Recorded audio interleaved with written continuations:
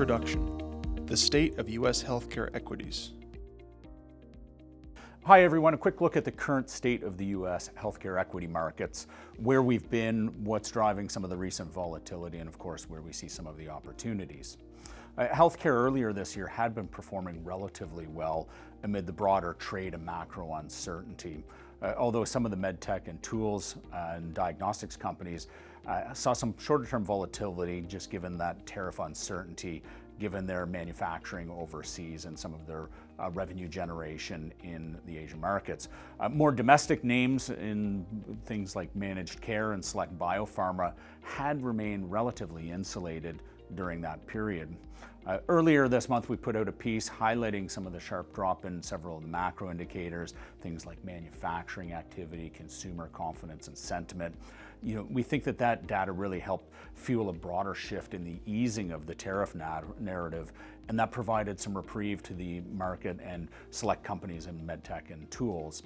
However, that cloud of uncertainty has now drifted a little bit into the other areas of healthcare and added some volatility in some of the several subsectors. So let's just dig in on a couple of these areas and some of the recent headlines and some of the recent catalysts.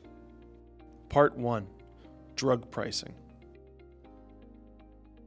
The most favored nation policy proposal resurfaced recently on May 12th.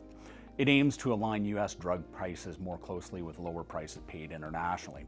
Look, underneath the surface, it's very complicated. However, this proposal echoes a summer Trump-era proposal, an executive order that was blocked in court and actually never implemented.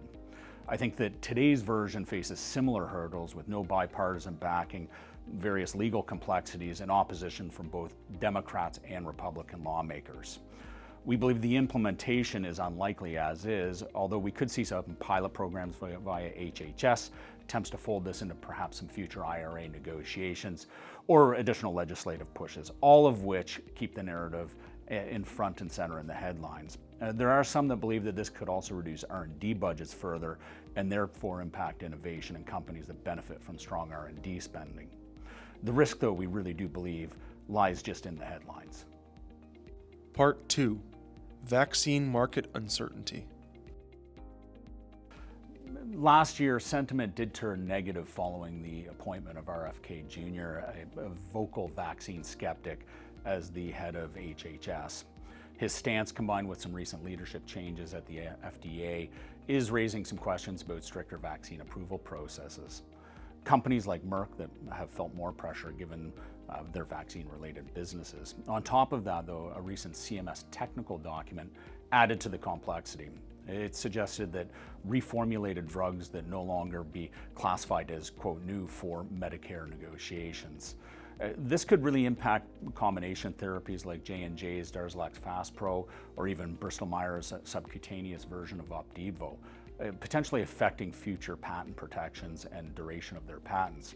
Again, this could be headlines as we do think that the innovation of combined drugs that meaningfully alter the delivery of a drug, say from 5 or 7 hours of IV to minutes using a subcutaneous delivery, do have systemic value. However, again, we do note that this is a more recent and one of the more complex proposals that we've seen.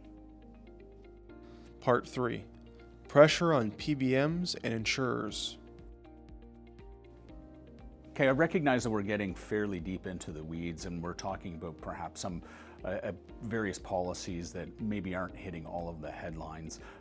We did see that the president recently targeted the PBMs, pharmacy benefit managers, and so-called, quote, middlemen. Drug distributors like McKesson traded down on these remarks. And although we don't have any current exposure to the distributors, we do have exposure through United Health to the PBMs, and it's come under a fair amount of pressure.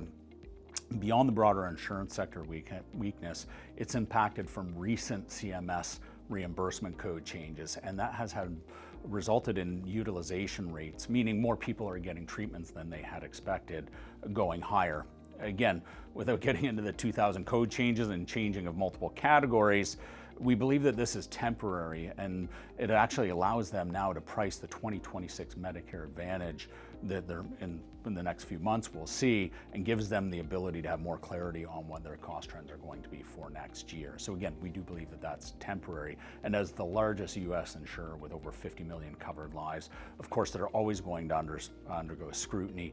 We think that diversity within this subsector is important. However, we view United Health as essential to the overall healthcare system. It's worth noting back in 2018, President Trump made very similar comments targeting PBMs. Of course, meaningful reform remains complicated like it was then and tends to unfold very slowly, if at all. So where does that leave us? Look, despite recent weakness, valuation multiples within the healthcare space have compressed significantly. Sentiment has turned much more cautious in select areas, and as we've seen in the broader market, that can also turn to the positive very quickly. We continue to see strong fundamentals, and at these levels, we find valuations very compelling. Lastly, I'm going to reiterate diversification is key.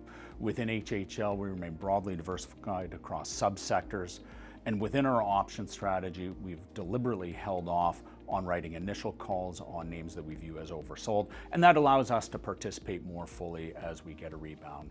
So yes, there's noise, but healthcare remains an absolute cornerstone sector with permanent and non-cyclical drivers.